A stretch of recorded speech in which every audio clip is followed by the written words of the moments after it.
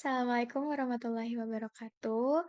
Di sini kami dari PPA akan memberikan tutorial UTS genap soal tahun 2024-2025 pada mata kuliah Statistika Matematika 2. Namun sebelum itu, izin terkait kekeliruan yang terjadi mungkin bisa dicek ulang karena di sini kita hanya memberikan gambaran awal saja.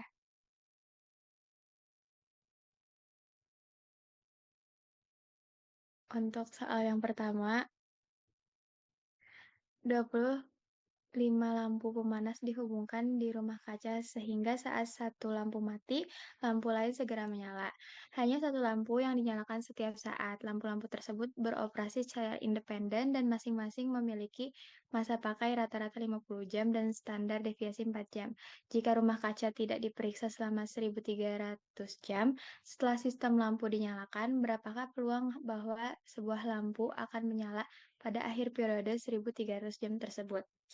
Dari soal diketahui bahwa N itu banyaknya lampu ada 25 yang menyala secara bergantian dan sifatnya independen. Masa pakai lampu itu rata-ratanya mu sama dengan 50 jam. Dengan standar deviasi adalah 4 jam. Total waktu tanpa pemeriksaan itu ada 1.300 jam. Setiap lampu menyala hingga mati, lalu lampu berikutnya menyala, itu total waktu masa pakai 25 lampu itu jumlahnya T sama dengan X1 tambah X2 tambah X3 begitu seterusnya sampai lampu ke-25 yaitu X25.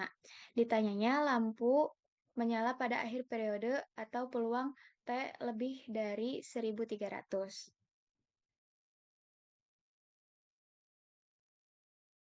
Dari yang diketahui sebelumnya, itu bisa dimasukin ke rumus bahwa ekspektasi itu sama dengan mu, di mana mu itu bernilai 50.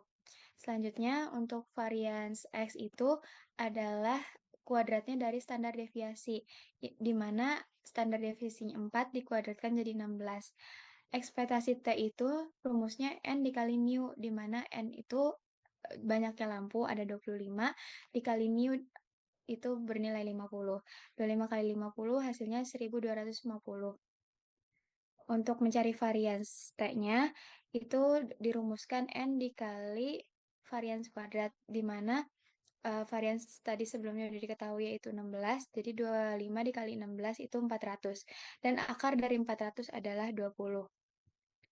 Untuk peubah acaknya, UN sama dengan T dikurang N mu per standar deviasi akar N sama dengan T dikurang 1.250 per 20, di mana distribusi itu mendekati distribusi normal untuk N besar.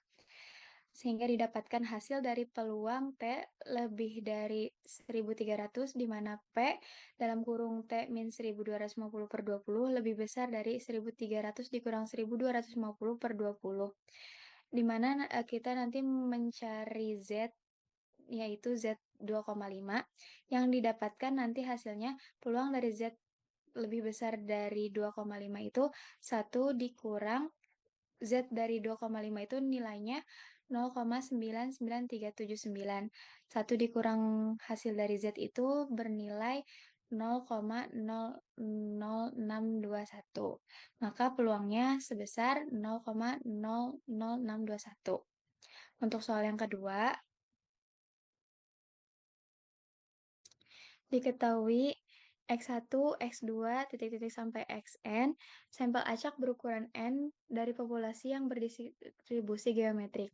Dengan peluang seperti yang ada di layar, tentukanlah penaksir bagi P melalui penaksir metode maksimum likelihood. Diketahui pada soal itu ada variabel sampel acak yaitu X1, X2, sampai Xn yang berdistribusi geometrik. Dengan peluang acaknya itu seperti pada yang di layar.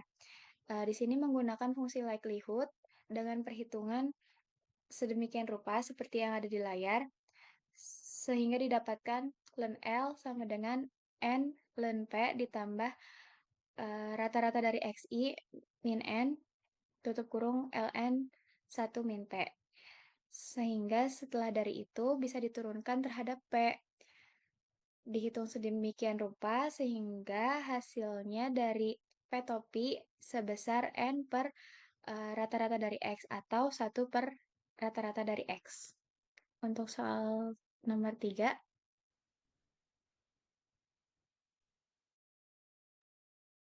Oke, selanjutnya nomor 3. Soalnya apakah petopi yang diperoleh pada nomor 2 atau nomor sebelumnya itu merupakan penaksir tabias? Nah, sebelumnya syarat penaksir itu pertama yang tabias. Tabias itu syaratnya itu ketika ekspektasi dari misal teta topi itu sama dengan teta itu sendiri. Dan kalau yang bias itu syaratnya itu ekspektasi teta topi tidak sama dengan teta. Nah, di soal sebelumnya sudah diketahui bahwa ekspektasi dari X itu sama dengan 1 per P. Untuk geometriknya, MLE atau fungsi likelihood-nya untuk P topi itu sama dengan 1 per X. Nah, karena ekspektasi X sama dengan 1 per P, di mana ekspektasi P topi sama dengan ekspektasi 1 per X. Nah, ini tuh tidak sama dengan P. Nah, karena ekspektasi 1 per X tidak sama dengan P. Nah, ini tuh sama dengan syarat yang bias, maka dapat kita simpulkan bahwa penaksirnya tuh bias. Dan di soalnya apakah P yang diperoleh pada nomor 2 itu merupakan penaksir tabias? Dan jawabannya tidak. Untuk nomor selanjutnya, nomor 4, apakah P topi yang diperoleh pada nomor 2 merupakan penaksir yang efisien? Nah, suatu penaksir disebut efisien itu kalau memenuhi beberapa syarat. Yang pertama, tabias, di mana ekspektasi dari misal theta topi itu harus sama dengan theta itu sendiri.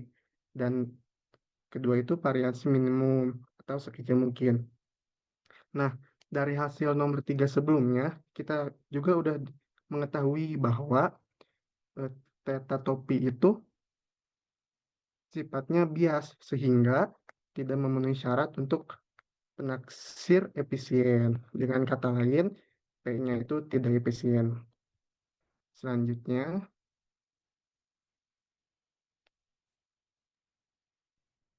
Untuk nomor selanjutnya yaitu nomor 5, apakah petop yang diperoleh pada nomor 2 merupakan penaksir yang konsisten? Nah, intinya itu di soal nomor 5 ini tuh melihat apakah petopi sama dengan 1 per X itu konsisten atau enggaknya.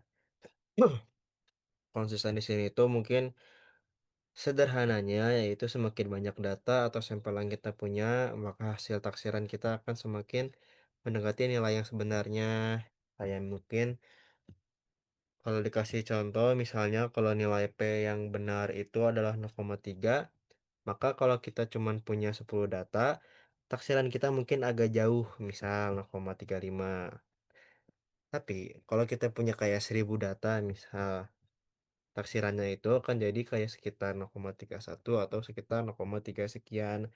Dan itu tuh sudah sangat dekat dengan 0,3. Nah, pada soal nomor 3 tuh kita sudah tahu kalau penaksir ini tuh bias, yang artinya itu bias di sini tuh yaitu ukuran sampel kecil atau rata-rata dari taksiran tidak sama dengan nilai sebenarnya. Tapi kayak bisa saja mungkin kalau misalnya penaksir itu bias tetapi tetap konsisten. Nah, tetapi di soal ini itu berbeda karena di sini tuh ada yang namanya itu hukum bilangan besar. Aturan ini bilang kalau ukuran sampel makin besar, maka rata-rata sampel akan mendekati rata-rata populasi yang sebenarnya. Itu. Jadi kayak ya kalau mungkin kalau disebut nomor 5 itu konsisten atau enggak, dengan penjelasannya tadi bisa disebut dengan konsisten. Mungkin segitu penjelasan dari kami buat tutorial StatMat 2 di UTS tahun ini terdiri dari 5 soal. Mohon maaf bila ada kekeliruan ataupun salah penjelasan dari kami ataupun salah kata. Silakan boleh dicek kembali karena kami hanya memberikan tutorial menurut pandangan kami masing-masing. Wassalamualaikum warahmatullahi wabarakatuh.